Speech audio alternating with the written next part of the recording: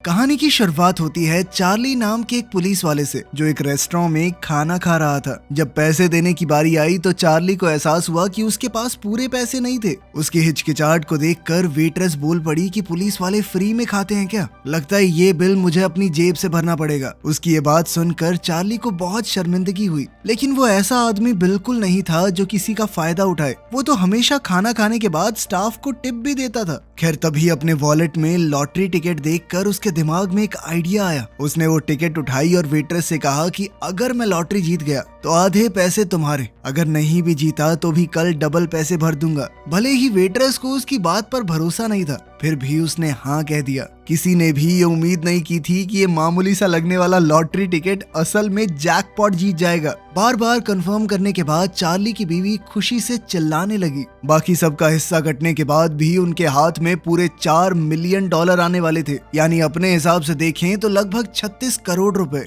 इतने पैसे उन्हें हमेशा के लिए गरीबी के दलदल से निकालने के लिए बहुत थे। लेकिन चार्ली का मूड बिल्कुल अलग था। उसे अपना सुबह किया हुआ वादा याद आ रहा था और अब डर लग रहा था कि अपनी बीवी को कैसे बताऊं। लेकिन काफी सोचने के बाद उसने सच बताने का फैसला किया। ये सुनते ही उसकी बीवी गुस्से से पागल सी हो गई, क्योंकि वो अपने पति की जिद्दी फितरत को अच्छे से जानती थी। उसे पता था कि चार्ली अपना वादा जरूर निभाएगा। असल में चार्ली को बचपन से ही लोगों की मदद करना पसंद था। इसी वजह से वो बड़ा होकर एक पुलिस वाला बना, ताकि वो शहर के लोगों की मुश्किलों और परेशानियों को सुलझा सके। वो अंधे लोगों को सड़क पार करवाता, प्रेग्नेंट औरतों की मदद करता और तो और अपनी छोटी सी सैलरी से भी गरीब इलाकों में डोनेशन करता। कुल मिलाकर इससे अच्छा और ईमानदार आदमी मिल नहीं सकता। मगर उसकी बीवी का स्वभाव बिल्कुल उल्टा था। वो ना सिर्फ बहुत ज्यादा खुदगर्ज थी, बल्कि अपने हेयर सैलून के कस्टमर्स के सामने खुलेआम बोलती फिरती थी कि उसका पति तो बहुत पुराने ख्यालों का है। पता नहीं हरिश्चंद्र कहाँ से आ गया मेरी जिंदगी में। आज से कुछ दिन पहले चार्ली की बीवी ने उसे लॉटरी टिकट खरीदने भेजा था और साफ साफ कहा था कि हमारी शादी की तारीख वाला नंबर ही लेकर आना, जो कि 27 को हुई थी। लेकिन काफी सालों से वो किसी वजह से 26 तारीख को अपनी एनिवर्सरी मना रहे थे, तो बेचारे चार्ली ने गलती से 26 नंबर की टिकट ले ली। इस बात पर उसकी बीवी बहुत ज्यादा नाराज हो गई। इस बारे में उसने और शिकायत करनी थी, लेकिन तभी अचानक टीवी पर विनिंग नंबर्स अनाउंस हो गए। एक पल में ही उसकी बीवी का गुस्सा झटपट गायब हो गया। लेकिन खुशी के कुछ ही मिनट बीते थे कि तभी चार्ली ने सुबह वाला किस्सा सुना दिया। चार्ली की बीवी का मूड रोलर कोस्टर की तरह ऊपर नीचे हो रहा था और उसने एक अनजान लड़की के साथ $2 मिलियन बांटने से साफ इनकार कर दिया। जब उसने चार्ली का मुंह देखा तो उस पर दबाव डालने लगी। उसने बड़े प्यार से बहला फुसला कर चार्ली को झूठ बोलने पर मजबूर किया कि उसने लॉटरी जीती नहीं है। उस पल चार्ली पूरी तरह उलझ गया, लेकिन अभी भी चार्ली समझ नहीं पा रहा था कि क्या करे। फिर अगले दिन रेस्टोरेंट के सामने खड़े होकर भी वो सोचता रहा कि अपने जमीर की बात सुने या अपनी बीवी के जज्बातों को समझे। तब उसके एक कलीग ने उसकी हिचकिचाहट महसूस की और कहा कि भाई अपने दिल की सुन। पर अभी भी चार्ली असमंजस में था कि क्या करे। इसी उलझन के साथ वो रेस्टोरेंट के अंदर गया। उसके कुछ बोलने से पहले ही वेट्रेस इवॉन ने बोलना शुरू कर दिया। कल मेरी जिंदगी का सबसे बुरा दिन था। सच कहूँ तो तुम्हारी कोई खास बड़ी गलती नहीं थी। ऐसा किसी के साथ भी हो सकता है। मैंने ही अपनी फ्रस्ट्रेशन तुम्हारे ऊपर निकाल दी। असल में इवॉन कॉलेज से ग्रेजुएट होने के बाद एक्टिंग का सपना लेकर न्यूयॉर्क आई थी, लेकिन सालों तक मेहनत करने के बाद भी उसे कुछ खास काम नहीं मिला। ऊपर से कल उसके घटिया पति ने उसकी सारी सेविंग्स चुरा ली। ऊपर से जानबूझकर उसके क्रेडिट कार्ड पर $20,000 का कर्जा भी चढ़ा दिया। इस वजह से वो बिल्कुल कंगाल हो गई थी। फिर मैं कोर्ट गई डाइवोर्स फाइल करने के लिए, लेकिन मेरे पास उतने पैसे भी नहीं थे। जब बाहर निकली तो जोरदार बारिश शुरू हो गई। छाता बीच में ही टूट गया। जब घर लौटी तो पूरी तरह भीग चुकी थी। सिर्फ एक सूखा सा सैंडविच खा के अपना पेट भर पाई। इसके बाद वो दौड़कर काम पर पहुंची, लेकिन लेट होने की वजह से उसके बॉस ने उसकी 2 घंटे की सैलरी काट ली। तो ये कहना गलत नहीं होगा कि इवॉन का कल का दिन उसकी जिंदगी का सबसे बुरा दिन था। आज भी हालात कुछ खास बेहतर नहीं थे। इतनी मुश्किलों के बावजूद इवॉन का ये हंसता हुआ चेहरा देखकर चार्ली कुछ पलों के लिए उलझन में पड़ गया और फिर उसने अपने दिल की आवाज सुनने और इंसानियत निभाने का फैसला किया। कल के लिए माफी मांगते हुए उसने इवॉन को उसके चश्मे के लिए एक चेन दे दी। असल में कल उसने नोटिस किया था कि इवॉन अक्सर अपना चश्मा इधर उधर रख देती है और अब इस चेन की मदद से वो उसे गले में लटका सकती है। चश्मा खोएगा नहीं। ये तोहफा मिलते ही इवॉन खुशी से चमक उठी। अब धीरे धीरे उसका चार्ली पर भरोसा बढ़ रहा था। इसके बाद चार्ली ने एक बार फिर से किस्मत का फैसला इवान के हाथ में रख दिया और कहा कि तुम फैसला करो कि तुम्हें खाने के पैसे डबल चाहिए या फिर लॉटरी के प्राइज मनी का आधा। इवान ने अपनी बदकिस्मत जिंदगी को देखते हुए सोचा कि मैं लॉटरी कभी नहीं जीतने वाली और वो चार्ली की अच्छाई का फायदा भी नहीं उठाना चाहती थी, इसीलिए उसने कहा कि खाने के 2 गुने पैसे दे दो। लेकिन अगले ही पल चार्ली ने प्यार से कहा कि मैंने 4 मिलियन की लॉटरी जीती है। पहले तो इवान को इस बात पर बिल्कुल भरोसा नहीं हुआ। उसने चार्ली से कहा कि मेरी गरीबी का मजाक मत उड़ाओ। लेकिन जब उसने दोबारा पूरे यकीन के साथ बात दोहराई तब इवान अपनी खुशी को रोक नहीं पाई और खुशी के मारे कूदने लगी। इवान ने ना सिर्फ रेस्टोरेंट के हर आदमी को गले लगाया बल्कि खुलेआम ऐलान कर दिया कि आज का लंच सबके लिए फ्री है और इतना ही नहीं, हर कस्टमर को एक एक आइसक्रीम भी दे दी। इवान को इतना खुश देखकर चार्ली को भी सुकून मिला कि उसने झूठ नहीं कहा। बाहर खड़ा उसका कलीग भी ये देखकर काफी खुश था। लेकिन जैसे ही चार्ली की बीवी को ये बात पता चली वो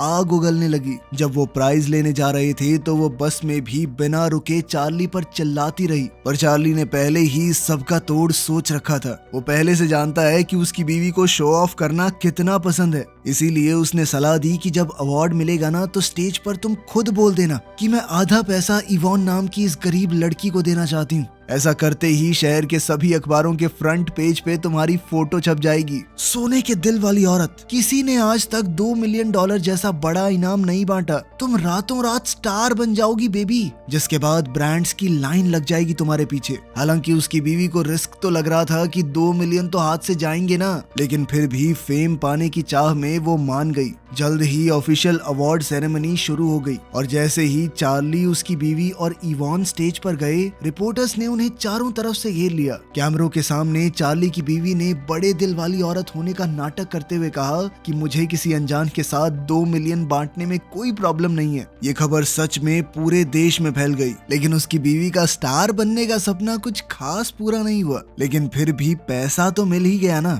उसकी अकड़ अब और ज्यादा बढ़ गई। वो जगह जगह जाकर महंगे कपड़े खरीदती, जबकि चार्ली एक बॉडीगार्ड की तरह उसके पीछे पीछे बैग उठाए घूमता रहता। जबकि इवान बिल्कुल उल्टी थी। पैसा मिलते ही उसने अपने पिछले पति के छोड़े हुए सारे कर्ज चुका दिए और फिर उसने वो रेस्टोरेंट खरीद लिया जहाँ पर वो काम करती थी और अब वो वहाँ की मालकिन और एम्प्लॉय दोनों बन गई थी। उसने चार्ली के नाम से एक टेबल भी रखा जहाँ पर जरूरतमंद गरीब लोग आराम से बैठ के खाना खा सकते हैं, उनसे पैसे भी नहीं लिए जाएंगे। खैर अगले दिन चार्ली कुछ खरीदने के लिए कन्वीनियंस स्टोर में गया तो उसने देखा कि सारे कस्टमर बिल्कुल जम के खड़े थे। लोग इधर उधर चीजें नहीं ढूंढ रहे, लेकिन उसने चोरों को ये बिल्कुल पता नहीं लगने दिया कि उसे उन पर शक हो गया है। वो चुपचाप स्टोर से बाहर निकला और अपने पार्टनर को कहा कि जल्दी से बैकअप बुलाओ। फिर वो बेसमेंट के रास्ते से घूमकर दोबारा स्टोर में घुस गया। अंदर जाकर उसने सच में 2 चोरों को देखा। हालात को समझते हुए उसने एक कैन उठाया और सीधा उठाकर एक चोर के सर पे दे मारा। जैसे ही वो चक्कर खाकर गिरा, चार्ली तुरंत दूसरे चोर पर झपट पड़ा और उसे जमीन पर गिरा लिया। जल्द ही बैकअप यूनिट पहुंच गई और सभी लोगों को सुरक्षित बचा लिया गया। लेकिन इस सब के दौरान चार्ली के बाएं हाथ पर गोली लग गई। इस चोट की वजह से उसे समय से पहले रिटायर होना पड़ा। लेकिन अपने इस कारनामे से चार्ली बहुत मशहूर हो गया। वो अब शहर का हीरो बन चुका था। उसे मेयर से मेडल भी दिया गया। लेकिन वहाँ भी उसने रिटायर हो चुके जरूरतमंद पुलिस वालों के लिए $10,000 डोनेट करने का वादा किया। ये सुनकर उसकी बीवी का बहुत दिमाग खराब हुआ। उसे पूरा पैसा सिर्फ अपने लिए चाहिए था, किसी और काम के लिए बस जाए ही ना। एक तरफ चार्ली था जो सोचता था कि इतना पैसा है तो अब आराम से जिंदगी बिताएंगे और जिसकी कर सकते हैं उसकी मदद करेंगे, जबकि उसकी बीवी को ऐशो आराम एकदम अमीरों वाली जिंदगी चाहिए थी। वो बहुत खुदगर्ज थी। खैर उसी दिन लॉटरी कंपनी ने चार्ली को उसके परिवार के साथ एक याट पार्टी के लिए बुलाया। इस शोर शराबे के बीच कई रईस लोग मौजूद थे। वहीं एक सफेद दाढ़ी वाला आदमी बता रहा था कि स्टॉक मार्केट में उसने कितना पैसा कमाया। पैसों की बात सुनते ही चार्ली की बीवी तुरंत उसके सामने पहुंच गई और बातों बातों में उससे पूछने लगी कि क्या क्या देखना होता है स्टॉक्स में, और वो बातें लिखने लग गई। खैर चार्ली को जल्दी से अमीर बनने के इन तरीकों में कोई इंटरेस्ट नहीं था। वो अकेला इस भीड़ से दूर चला गया जहाँ उसने इवान को एक टैक्सी ड्राइवर से झगड़ते हुए देखा। अब वो इवान की मदद करने के लिए बोट से नीचे उतर गया। अब इस झगड़े को सुलटाने के लिए जब वो नीचे उतरा तो पीछे से याट निकल गई और वो दोनों वहीं छूट गए। इवान को बहुत पछतावा हुआ कि मेरी वजह से आपकी पार्टी मिस हो गई, लेकिन चार्ली को वैसे भी उन अमीरों की बातें सुनने में कोई दिलचस्पी नहीं थी। जबकि उसकी बीवी ने उसे 1% मिस नहीं किया। वो तो अमीर लोगों के बीच में ज्यादा खुश थी। उधर इवान और चार्ली भी खाना खाने बैठ गए। पास ही में एक रोमांटिक सी शादी चल रही थी, जिसे देखकर दोनों थोड़े इमोशनल हो गए। इवान ने बताया कि मेरा पति पहले मुझसे बहुत प्यार करता था, लेकिन धीरे धीरे उसके झूठ और फरेब ने हमारे रिश्ते को खराब कर दिया। ये सुनकर चार्ली ने भी अपनी कहानी बताई। वो और उसकी बीवी स्कूल से एक दूसरे के साथ थे और 18 का होते ही उन्होंने एक दूसरे से शादी कर ली, लेकिन धीरे धीरे उन्हें समझ आया कि दोनों बहुत अलग हैं। लेकिन चार्ली ऐसे ही हार मान के रिश्ता तोड़ने वालों में से नहीं था, इसीलिए वो अपनी पत्नी की हर बात मानकर कोशिश करता कि शायद उनका रिश्ता बिल्कुल पहले जैसा हो जाए। यूं अपने मन की बातें बताकर दोनों एक दूसरे के थोड़े और करीब आ गए। फिर उन्होंने साथ में थोड़ा डांस किया, लेकिन दोनों अपना दायरा अच्छे से समझते थे। लेकिन उसकी बीवी को पूरी ट्रिप में पता ही नहीं चला कि उसका पति इस शिप पर नहीं है। वो जाते जाते भी उस सफेद दाढ़ी वाले बूढ़े की तरफ देखकर मुस्कुरा रही थी। इवान और चार्ली को एक जैसी चीजों में मजा आता था, इसीलिए दोनों धीरे धीरे दोस्तों की तरह समय बिताने लगे। रोलर स्केटिंग करते हुए जब ढलान पर चार्ली फिसला तो इवान उसे देखकर बहुत हंसी। दोनों को ही लोगों में खुशियां बांटना अच्छा लगता था, तो अब दोनों मिलकर काफी सारे लोगों को फ्री राइड्स देने लगे। आने वाले दिनों में भी उन्होंने कई सारे ऐसे काम किए, जैसे पूरे बेसबॉल ग्राउंड को एक दिन के लिए रेंट कर लिया और फिर गरीब बच्चों और उनके रिश्तेदारों को वहां खेलने के लिए बुलाया, ताकि ये बच्चे भी स्टेडियम का एक्सपीरियंस लेकर अच्छी यादें बना पाएं। लेकिन जैसे ही चार्ली बच्चों को छोड़ने के लिए अपने घर के पास से जा रहा था, तभी ऊपर से उसकी बीवी उसके कपड़े फेंकने लगी। दरअसल चार्ली और इवान की फोटो अखबार में छपी थी, जिसे देखकर उसकी बीवी ने तुरंत मान लिया कि दोनों के बीच में कुछ चल रहा है। चार्ली ने समझाने की कोशिश की, लेकिन उसने नहीं सुना। उसने सीधे तौर पर कहा कि मुझे डिवोर्स चाहिए। वो चार्ली पर चिल्लाने लगी कि तू एक नंबर का निठल्ला है। अगर मैं तुझे लॉटरी टिकट खरीदने को ना बोलती, तूने तो कभी लेनी भी नहीं थी, और तेरी उस नौकरी से तो हम गरीब ही रहते। इतना निठल्ला आदमी मैंने जिंदगी में नहीं देखा। तो दिमाग से गरीब है। चार्ली समझ चुका था कि इवान का तो बस बहाना है, उसकी बीवी उसे पसंद ही नहीं करती अब, इसलिए उसने भी बात मानते हुए डाइवोर्स के लिए हाँ कर दी। इसी बीच इवान का पति उसके घर में घुस के बैठ गया था। जैसे ही उसे पता चला कि इवान को $2 मिलियन मिले हैं, तो वो बेशर्मों की तरह पैसे मांगने के लिए वापस आ गया। कहने लगा कि इसमें से $5 लाख मुझे दे दो। अगर इवान नहीं मानी तो वो उसके घर में ऐसे ही घुस के बैठा रहेगा और कानूनी तौर पर भी वो कुछ नहीं कर सकती, क्योंकि डाइवोर्स तो उनका कभी हुआ ही नहीं। क्या कहेगी अपने पति को क्यों निकालना चाहती है घर से? इसलिए मजबूरन इवान ने अपना सामान पैक किया और घर छोड़कर निकल गई। अब किस्मत से होटल में चेक इन करते वक्त उसकी मुलाकात चार्ली से हो गई, जो वहीं पर रहने आया था। दोनों के दिलों में पहले से एक दूसरे के लिए जज्बात तो पल ही रहे थे, और अब तो चार्ली की शादी भी टूट चुकी थी, इसलिए दोनों में से किसी ने भी अपने प्यार को छुपाया नहीं। बदकिस्मती से अगले दिन सुबह होटल के बाहर मीडिया ने उन दोनों को घेर लिया। दरअसल कल होटल के स्टाफ ने उन्हें पहचान लिया था और उनकी साथ रहने की खबर आग की तरह फैल चुकी थी। क्योंकि अभी दोनों का ही ऑफिशियली डिवोर्स नहीं हुआ था, इसलिए उनका रिश्ता लोगों की नजरों में नाजायज बन गया। ये खबर देखकर चार्ली की बीवी के दिमाग में एक नई चाल आई। उसने आम जनता की भावनाओं का इस्तेमाल करके अपनी चाल चलने का प्लान बनाया। डाइवोर्स पेपर साइन करने से पहले उसने कहा कि सारी लॉटरी की रकम मेरे नाम की जाएगी, और सालों के रिश्ते को देखते हुए चार्ली ने बिना किसी हिचकिचाहट के हाँ भी कह दी। लेकिन उसका लालच यहाँ नहीं रुका। उसने कहा कि इवान को जो $2 मिलियन दिए थे वो भी मुझे वापस चाहिए, और मना करने पर कहा कि कोर्ट में घसीटूंगी तुम दोनों को। चार्ली को लगा कि ये बहुत ज्यादा हो रहा है, तो उसने गुस्से में आगे बढ़ते हुए अपनी बीवी का हाथ पकड़ लिया कि चलो कुछ बात करनी है। लेकिन इतना बहुत था उसके ऊपर झूठा इल्जाम लगाने के लिए। कोर्ट में सुनवाई के दौरान चार्ली के लॉयर ने एक जरूरी पॉइंट उठाया कि लॉटरी के नंबर चार्ली ने खुद चुने थे। शादी की डेट तो 27 की थी। 27 नंबर कोई लॉटरी नहीं जीता, 26 नंबर ने जीती है। लेकिन चार्ली की बीवी इस बारे में पहले से सोच कर आई थी। उसने कहानी बनानी शुरू कर दी कि हाँ, हमारी शादी की तारीख 27 ही है। लेकिन जिस रात चार्ली ने टिकट खरीदा, उससे पहले मुझे अपने मर चुके पापा का सपना आया था। उन्होंने कहा कि बेटा, मैं तो यही चाहता था कि तुम्हारी शादी 26 को हो, लेकिन किसी वजह से हो नहीं पाई। मैं हमेशा अपने पिता की बात मानती हूँ, इसलिए तब से हमारी एनिवर्सरी 26 की है। ये बात सुनने में जितनी अजीब लग रही थी, मीडिया में इसे उतना ही ज्यादा इमोशनल बना दिया गया, जैसे ये तो उस बेचारी औरत को भगवान का इशारा था कि 26 तारीख की खरीदो। और इस सब से धीरे धीरे पब्लिक का झुकाव चार्ली की बीवी की तरफ हो गया। फिर उसके लॉयर ने चार्ली के हमले का मुद्दा उठा दिया। उसने ये भी कहा कि उसने अपनी बीवी पर दबाव डाला था ताकि वो अपनी माशुका इवान को $2 मिलियन बांट दे। आम लोगों के बीच इवॉन की इमेज तो एक घर तोड़ने वाली औरत जैसी बन गई। अगर इवॉन और चार्ली ये झूठ बोल देते कि हमारे बीच में तो कुछ है ही नहीं, तो शायद ये केस नहीं हारते। लेकिन इवॉन ने झूठ नहीं बोला। उसने कहा कि मैं सच्चे दिल से चार्ली से प्यार करती हूँ।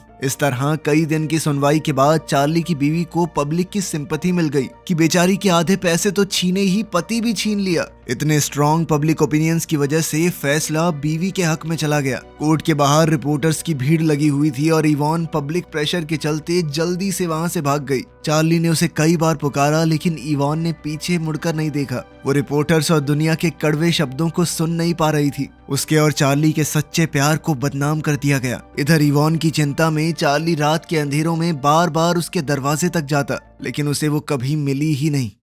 फिर हम देखते हैं कि एक दिन चार्ली सबवे में काफी देर तक बैठे रहने के बाद उदास दिल के साथ वापस लौट रहा था और उसके मन में आया कि उसी रेस्टोरेंट में जाऊं जहां हम पहली बार मिले थे। जैसे ही उसने दरवाजा खोलकर अंदर कदम रखा, उसने इवॉन को चांद की रोशनी में आराम से बैठे देखा। कई दिनों से उसे ना देख पाने के कारण चार्ली बहुत उदास था, जबकि इवॉन को मीडिया की बातों से बहुत दुख हुआ था। अब उसे लगने लगा था कि अगर वो चार्ली की जिंदगी में नहीं आती तो वो अपनी बीवी और $4 मिलियन के साथ खुश रहता। लेकिन चार्ली ने कहा, वो 4 मिलियन मैं तुम्हारे लिए एक सांस में फेंक दूं, कोई पछतावा नहीं है मुझे उन पैसों का। इवॉन को जिंदगी में कभी किसी ने इतना गहरा प्यार नहीं किया था और ना ही कभी किसी ने उसे इतनी मजबूती से चुना। अब चार्ली के सच्चे जज्बात जानने के बाद वो भी अपने आप को रोक नहीं पाई। दोनों ने तय कर लिया कि वो इस शहर को ही छोड़ देंगे, किसी अनजान जगह पर जाकर एक नई जिंदगी की शुरुआत करेंगे। तभी अचानक दरवाजे पर दस्तक हुई और उनका ख्यालों का सिलसिला टूट गया। वहाँ एक बेघर आदमी खड़ा था जो पहले की तरह गरम खाना मांग रहा था। चार्ली और इवॉन ने बिना सोचे उसे अंदर बुला लिया और उसे खाना देने के बाद दोनों एक दूसरे के गले लग गए। उस बेघर आदमी ने मौका देखकर अपना छोटा सा कैमरा निकाला